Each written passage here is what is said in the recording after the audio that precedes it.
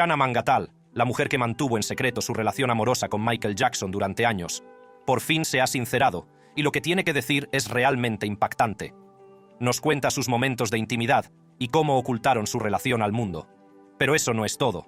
Shanna también compartió su opinión sobre los escándalos que rodearon a Michael, incluidas las acusaciones de abusos sexuales vertidas en el documental Living Neverland. Averigüemos lo que dijo. A puerta cerrada. Shanna Mangattal admite que a Michael Jackson le encantaba pasar tiempo con niños pequeños, pero insiste en que era completamente inocente en esos momentos. Ella niega rotundamente las acusaciones de abuso infantil hechas por Wade Robson y James Safechuck en el documental Living Neverland. En 2019, el documental Living Neverland reavivó la polémica en torno a Michael Jackson, con las inquietantes acusaciones de abuso sexual infantil de Wade Robson y James Safechuck. Dirigida por Dan Reed, la serie de 2 partes se emitió en HBO y Channel 4, convirtiéndose rápidamente en un tema candente en los medios y entre el público. Robson y Safechuck conocieron a Jackson de niños y entablaron una estrecha relación con él, pasando tiempo en su rancho Neverland. En el documental, relatan desgarradoras historias de presuntos abusos, detallando cómo Jackson les preparó a ellos y a sus familias, creando un ambiente de confianza del que supuestamente se aprovechó. El contenido explícito hizo que la película fuera difícil de ver para muchos. Recuerdo que Michael empezó a tocarme las piernas y la entrepierna.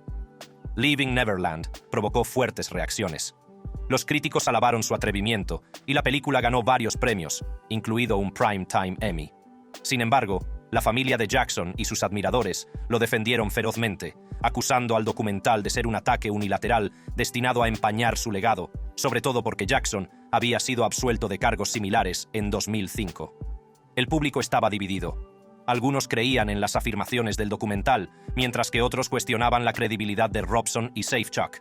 El documental también dio lugar a batallas legales. El patrimonio de Jackson demandó a la HBO por incumplimiento de contrato, y Robson y Safechuck emprendieron sus propias acciones legales contra el patrimonio. En 1993, Michael Jackson se enfrentó a sus primeras acusaciones públicas de abusos sexuales a menores. El acusador era Jordan Chandler, un niño de 13 años que había establecido un estrecho vínculo con Jackson. Las acusaciones no procedían directamente de Jordan, sino de su padre, Evan Chandler, un dentista y aspirante a guionista que sacó a la luz estas escandalosas afirmaciones.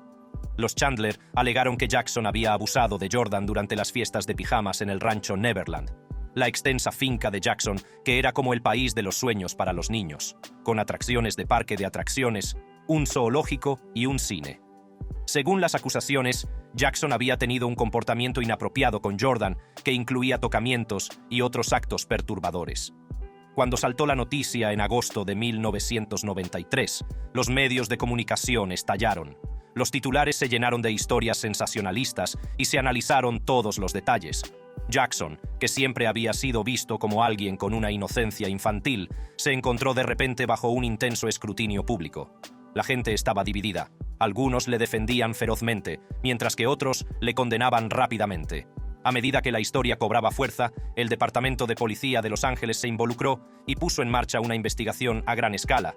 Registraron el rancho Neverland y otras propiedades de Jackson en busca de pruebas que pudieran respaldar las afirmaciones de los Chandler. En un giro profundamente humillante, Jackson fue sometido a un cacheo al desnudo en el que la policía fotografió su cuerpo para ver si coincidía con la descripción de Jordan de sus zonas íntimas. Este procedimiento invasivo pretendía confirmar la historia del chico, pero los resultados no aportaron ninguna respuesta clara. En medio del creciente escándalo, el equipo legal de Jackson, dirigido por el famoso abogado Johnny Cochran, contraatacó duramente. Acusaron a Evan Chandler de intentar extorsionar a Jackson, alegando que Chandler había exigido inicialmente $20 millones para mantener las acusaciones en silencio. Cuando Jackson se negó a pagar, Chandler hizo público el asunto. La batalla legal fue feroz y se desarrolló ante todo el mundo. El equipo de Jackson llegó a demandar a los Chandler, acusándoles de extorsión, mientras que los Chandler interpusieron su propia demanda civil contra Jackson por daños y perjuicios.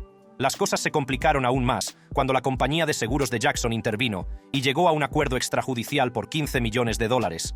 El acuerdo no incluía ninguna admisión de culpabilidad por parte de Jackson, pero impedía a los Chandler emprender nuevas acciones legales. Para Jackson, el acuerdo fue a la vez un alivio y una carga. Por un lado, le evitó un juicio largo y potencialmente destructivo para su carrera. Por otro, dejó a mucha gente preguntándose si el acuerdo era una admisión de culpabilidad. Los críticos se apresuraron a atacar esta idea, mientras que los partidarios de Jackson insistían en que simplemente era víctima de una familia codiciosa que buscaba dinero. Las consecuencias de estas acusaciones fueron enormes. La imagen pública de Jackson, antaño inmaculada, se vio gravemente empañada y empezó a alejarse de los focos. El estrés de la situación afectó gravemente a su salud, lo que le llevó a depender en gran medida de analgésicos y otros medicamentos. A pesar del acuerdo, las acusaciones siguieron pesando sobre Jackson durante el resto de su vida y nunca desaparecieron del todo. Las acusaciones de 1993 marcaron el comienzo de un capítulo oscuro y problemático en la vida de Michael Jackson. Sentaron las bases para futuras acusaciones y batallas legales, proyectando una larga y persistente sombra sobre su carrera y su legado. El año 2005 fue otro periodo problemático en la vida de Michael Jackson, ya que se enfrentó a un juicio muy publicitado por acusaciones de pederastia. Los acontecimientos que condujeron al juicio comenzaron en 2003, cuando se emitió un documental titulado Living with Michael Jackson, presentado por el periodista británico Martin Bashir. En el documental se veía a Jackson cogido de la mano de un niño llamado Gavin Arvizo y hablando de su costumbre de compartir la cama con niños. Esta revelación provocó indignación y dio lugar a una nueva investigación sobre el comportamiento de Jackson. Gavin Arvizo, de 13 años y superviviente de un cáncer, y su familia habían conocido a Jackson en un acto benéfico. Jackson se interesó especialmente por Gavin y le invitó a él y a su familia a alojarse en el rancho Neverland. Según los Arvizo, Jackson había abusado de Gavin durante esas visitas. Las acusaciones eran graves, y el fiscal de distrito del condado de Santa Bárbara, Tom Snedden, que ya había investigado a Jackson durante las acusaciones de 1993, retomó el caso con renovado vigor. En noviembre de 2003, Jackson fue acusado formalmente de múltiples cargos de pederastia, administración de un agente intoxicante a un menor y conspiración para cometer secuestro de menores, detención ilegal y extorsión. Los cargos se basaban en el testimonio de Gavin, que afirmaba que Jackson le había dado alcohol, al que se refería como «zumo de Jesús», y abusado de él en varias ocasiones. El juicio, que comenzó en enero de 2005, fue un espectáculo mediático. Apodado «El juicio del siglo», atrajo la atención mundial, y tanto fans como detractores siguieron de cerca el proceso. La sala se llenó de personalidades de alto nivel, como el abogado defensor de Jackson, Thomas Mesereau, y el equipo de la acusación, dirigido por Tom Snedden. La acusación se basó en gran medida en el testimonio de Gavin Arvizo y en las declaraciones de sus familiares. En ellos se describía a Jackson como un depredador manipulador que utilizaba su fama y riqueza para atraer a niños a su red. La acusación también presentó pruebas del supuesto patrón de conducta de Jackson, incluidos los testimonios de otros niños que afirmaron haber sido molestados por Jackson en el pasado. Argumentaron que la práctica de Jackson de compartir su cama con niños formaba parte de un proceso calculado de captación. La defensa, dirigida por Thomas Mesereau, contrarrestó estas afirmaciones, atacando la credibilidad de la familia Arvizo. Argumentaron que la familia tenía un historial de acusaciones falsas y que anteriormente había intentado extorsionar a otros famosos. Mesereau también señaló incoherencias en el testimonio de Gavin y cuestionó los motivos de la acusación. La defensa presentó testigos que declararon sobre el carácter de Jackson y su genuino amor por los niños, argumentando que era una figura incomprendida y excéntrica más que un depredador. Uno de los momentos más dramáticos del juicio se produjo cuando el propio Jackson subió al estrado.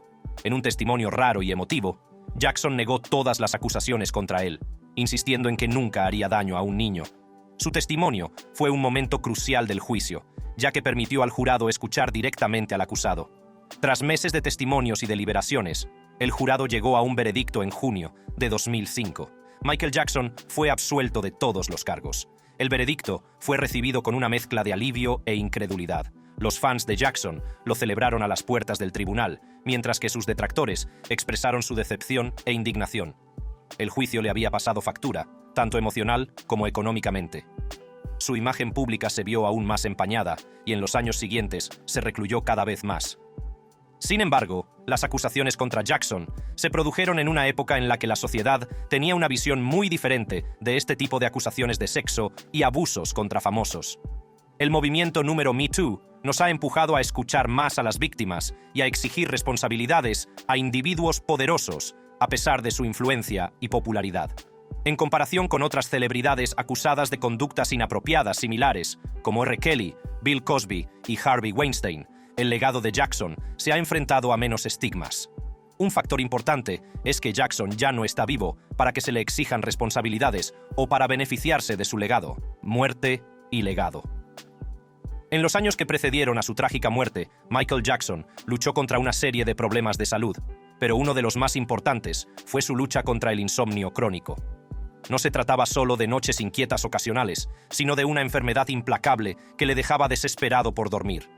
La presión a la que se enfrentaba como artista emblemático, junto con el constante escrutinio de los medios de comunicación, no hizo sino empeorar las cosas. No se trataba solo de perder el sueño, sino también de su bienestar físico y mental, que le afectaba a diario.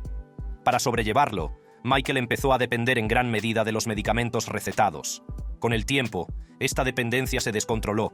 Entre los fármacos que consumía había potentes sedantes y anestésicos, como el lorazepam, el midazolam y el potentísimo propofol. El propofol, normalmente reservado para uso hospitalario, nunca debió utilizarse fuera de un entorno médico debido a su potencia y a la necesidad de una estrecha vigilancia. Sin embargo, para Michael se convirtió en la única forma de conciliar el sueño que se le resistía constantemente. Entonces llegó el doctor, Conrad Murray, contratado en mayo de 2009, justo cuando Michael se preparaba para su esperada gira de regreso This Is It. El trabajo de Murray consistía en mantener a Michael sano y listo para el escenario. La gira iba a ser un gran acontecimiento, con 50 conciertos en el O2 Arena de Londres. La presión era enorme, y a medida que se acercaban las fechas de la gira, el insomnio de Michael no hacía más que empeorar. El Dr. Murray se convirtió rápidamente en algo más que un médico. Era el confidente de Michael, la persona a la que confiaba su salud y su bienestar. Pero con el paso del tiempo, las decisiones y los métodos de Murray se verían sometidos a un serio escrutinio. Según Murray, había estado intentando deshabituar a Michael del propofol, utilizando una mezcla de otros sedantes como lorazepam y midazolam. A pesar de estos esfuerzos, la dependencia de Michael del propofol no decayó. La noche del 24 de junio de 2009, en la mansión que tenía alquilada en Holmby Hills, Los Ángeles, Michael volvía a tener dificultades para conciliar el sueño. Ansioso e inquieto, pidió ayuda al doctor Murray. Como había hecho tantas otras noches, Murray le administró una serie de sedantes. Pero esta vez nada parecía funcionar. Michael estaba completamente despierto. En las primeras horas del 25 de junio, Michael suplicó que le administraran propofol, llamándolo su leche por su aspecto lechoso. A regañadientes, el doctor Murray cedió y le administró una dosis de propofol, junto con otros sedantes, con la esperanza de que por fin ayudara a Michael a descansar. Pero entonces, Murray cometió un error fatal. Dejó a Michael desatendido.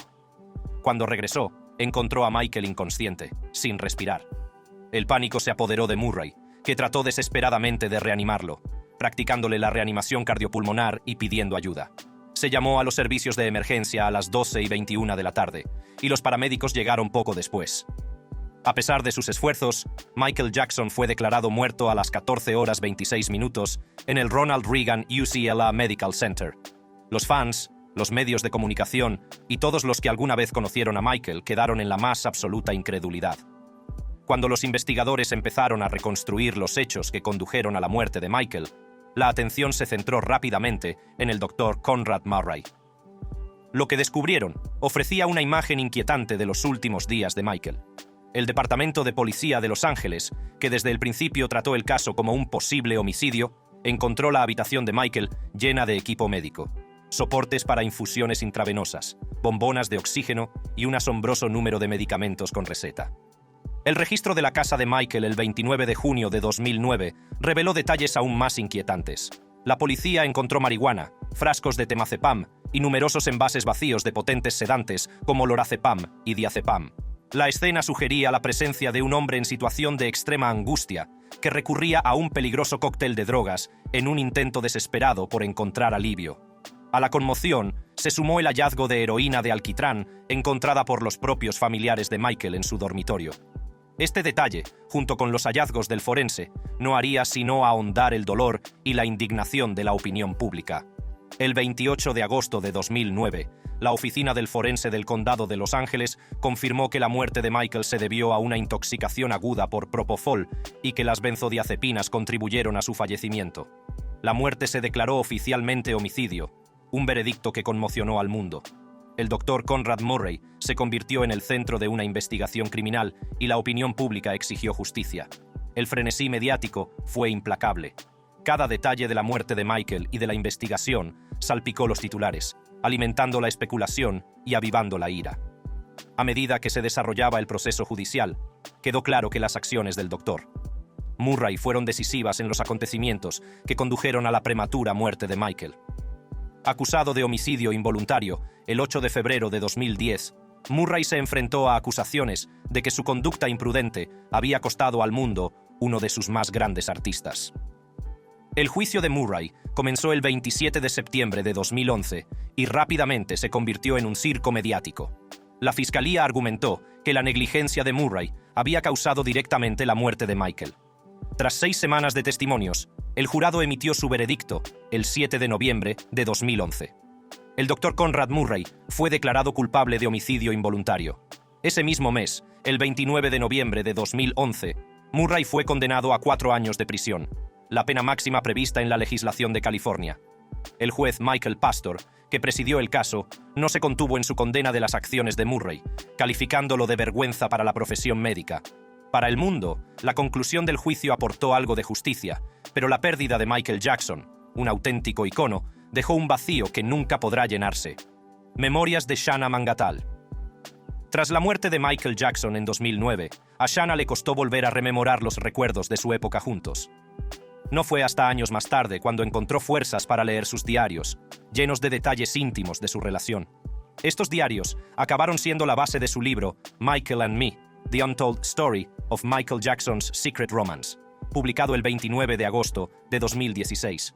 Shanna dijo que escribir el libro fue una experiencia catártica que le permitió presentar al Michael que conocía, el hombre detrás de la leyenda. Quería que el mundo viera su humanidad, su bondad y el amor que compartían. La historia de Shanna comenzó en 1988, cuando tenía solo 17 años, y asistió a uno de los conciertos de Michael durante la gira Bad World Tour en el Madison Square Garden. Allí tuvo un breve pero impactante encuentro con Michael en una exclusiva fiesta posterior en su habitación de hotel.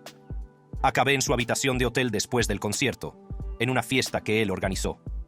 Michael se acercó a ella en medio de la multitud y su apretón de manos, en el que él deslizó sus dedos por los de ella, dejó a Shanna con la sensación de que Michael era más de lo que parecía. Más tarde reflexionó sobre cómo su encanto y su naturaleza coqueta dejaban entrever una conexión más profunda. Cuando Shanna se trasladó a Los Ángeles y empezó a trabajar en la empresa de gestión musical de Michael, se encontró en contacto regular con él debido a sus frecuentes llamadas telefónicas. Al principio, sus interacciones eran profesionales, pero con el tiempo, estas conversaciones se volvieron más personales. Shanna contó cómo empezaron a compartir sus pensamientos, sueños y luchas durante estas llamadas, lo que le permitió ver un lado de Michael que el público nunca vio. Cuando la vida de Michael se tambaleó durante el escándalo de 1993, Shanna siguió apoyándole y ofreciéndole consuelo. Recuerda que su vínculo se estrechó durante esta época difícil y que sus conversaciones se hicieron cada vez más íntimas. Shanna señaló que se expresaban su amor y afecto mutuamente, proporcionándose una sensación de estabilidad en medio del caos. Empecé a decirle, te quiero y te echo de menos, y a partir de ese momento, al final de todas nuestras conversaciones, nos decíamos que nos queríamos. En el verano de 1996, su relación se había convertido en romántica. Shanna, que ahora tenía 20 y tantos años, describió cómo Michael reveló un lado coqueto, encantador y juguetón que hizo que se enamorara profundamente de él. Le contó que Michael tenía la habilidad de convertir cualquier conversación en algo coqueto y que su humor y su carácter realista solo hacían que se enamorara más de él. Uno de los momentos más significativos de su relación, según Shanna, fue cuando Michael le dio su primer beso. Este recuerdo, junto con muchos otros, quedó documentado en los diarios que llevaba desde 1988. Estos diarios servirían más tarde de base para su libro Michael and Me, The Untold Story of Michael Jackson's Secret Romance. A pesar de su profunda conexión, la relación se enfrentó a dificultades, sobre todo por la percepción que el público tenía de Michael, a menudo empañada por rumores y polémicas. Shanna, sin embargo, veía un lado diferente de él, un lado cariñoso, atento y profundamente humano que a menudo era malinterpretado por los demás. Explicó cómo el público a menudo juzgaba mal a Michael, pero ella lo conocía como un tipo real y normal, con un corazón de oro. A medida que avanzaba su relación, la incesante atención de los medios y el escrutinio público empezaron a hacer mella. Shanna admitió que la intrusión constante les dificultaba mantener su conexión y que la privacidad era un bien escaso en la vida de Michael. Describió lo abrumadora que era la atención de los medios y cómo afectaba a su relación. A pesar de estas dificultades, Shanna siguió siendo un apoyo inquebrantable para Michael, ofreciéndole consuelo en algunos de los momentos más oscuros de su vida. Recordaba cómo, a pesar del aislamiento que a menudo sentía debido a su fama, su relación le proporcionaba un refugio contra la tormenta. Con el tiempo, su relación romántica fue evolucionando hasta convertirse en una estrecha amistad a medida que sus vidas tomaban caminos diferentes. La carrera de Michael siguió siendo un torbellino de giras, sesiones de grabación y atención mediática, mientras Shanna perseguía su propia carrera y su crecimiento personal. Explica que, aunque sus vidas se separaron, el amor y la conexión que compartían nunca se desvanecieron. Siguieron siendo amigos y ella continuó apoyándole desde la distancia. En su libro, Mangatal, también se sumerge en los detalles de los matrimonios de Michael Jackson con Lisa Marie Presley y Debbie Rowe, arrojando luz sobre cómo estas relaciones influyeron en su conexión con el rey del pop. Afirma que Jackson siempre fue respetuoso con sus matrimonios y se mantuvo leal a sus esposas, sin pasarse nunca de la raya ni engañarlas. A pesar de los altibajos de su vida personal, Mangatal subraya que Jackson estaba profundamente comprometido con sus parejas, lo que influyó en la forma en que ella se relacionó con él en esos momentos. El 26 de mayo de 1994, Michael Jackson y Lisa Marie Presley conmocionaron al mundo al casarse en secreto en Santo Domingo, República Dominicana. Nadie se lo esperaba, y cuando se supo, los medios de comunicación se volvieron locos. Los recién casados hicieron su primera aparición pública en los MTV Video Music Awards de 1994, donde compartieron un apasionado beso en el escenario. Michael, siempre tan showman, bromeó: «Estoy muy contento de estar aquí. Solo de pensarlo, nadie pensó que esto duraría», antes de inclinarse para besar de nuevo a Lisa Marie. Este momento se convirtió instantáneamente en uno de los más inolvidables de la historia de los VMA. A pesar de sus atrevidas muestras públicas de afecto, los rumores sobre la autenticidad de su matrimonio empezaron a arremolinarse casi de inmediato. Muchos especularon con que se trataba de una maniobra publicitaria para mejorar la imagen de Michael en medio de las graves acusaciones de pederastia a las que se enfrentaba en aquel momento. Años más tarde, en una sincera entrevista con Oprah Winfrey, tras la muerte de Michael en 2009, Lisa Marie se sinceró sobre lo incómoda que se sentía a menudo con las muestras públicas de afecto de Michael. Incluso recordó cómo, durante su famoso beso en los VMA, le apretó la mano con tanta fuerza que se le puso azul. Su relación estaba constantemente bajo la lupa, con los medios de comunicación analizando cada uno de sus movimientos. En septiembre de 1995, su matrimonio empezó a resquebrajarse. Michael y Lisa Marie decidieron separarse y se divorciaron en agosto de 1996. Incluso después de su separación, siguieron siendo buenos amigos. En su entrevista con Oprah, Lisa Marie admitió que dejó el matrimonio porque le asustaban las drogas y la llegada de los médicos. A pesar de todo, apreciaba el tiempo que pasaron juntos y dijo que fue uno de los momentos más altos de su vida, cuando las cosas iban bien. Una de las revelaciones más sorprendentes de la entrevista de Lisa Marie fue su confesión de que a veces se preguntaba si su matrimonio era un montaje. Explicó que Michael siempre estaba creando y manipulando para los medios de comunicación, lo que le hacía dudar de su amor por ella. Sin embargo, más tarde se dio cuenta de que su comportamiento tenía más que ver con la supervivencia en la despiadada industria del entretenimiento que con otra cosa. Aunque Michael y Lisa Marie nunca tuvieron hijos, era algo que Michael deseaba profundamente. Lisa Marie admitió que también quería tener hijos con él, pero temía las posibles batallas por la custodia. Durante su matrimonio, Michael ya había puesto sus ojos en su segunda esposa, Debbie Rowe. Lisa Marie reveló que Michael le decía a menudo que Debbie estaba dispuesta a tener sus hijos si ella no lo estaba. El segundo matrimonio de Michael con Debbie Rowe fue igual de inesperado. Debbie, enfermera dermatóloga, conoció a Michael mientras trabajaba para su dermatólogo, el doctor Arnold Klein. Lo que empezó como una amistad, en la que Debbie prestó apoyo emocional en algunos de los momentos más difíciles de Michael, se convirtió rápidamente en algo más. En octubre de 1996, solo unos meses después de que Michael se divorciara de Lisa Marie, el mundo se quedó estupefacto al saber que Debbie estaba embarazada de Michael. No perdieron el tiempo y se casaron en una ceremonia privada en Sydney, Australia, el 13 de noviembre de 1996. Aunque este matrimonio fue mucho más discreto que el primero de Michael, no fue menos importante.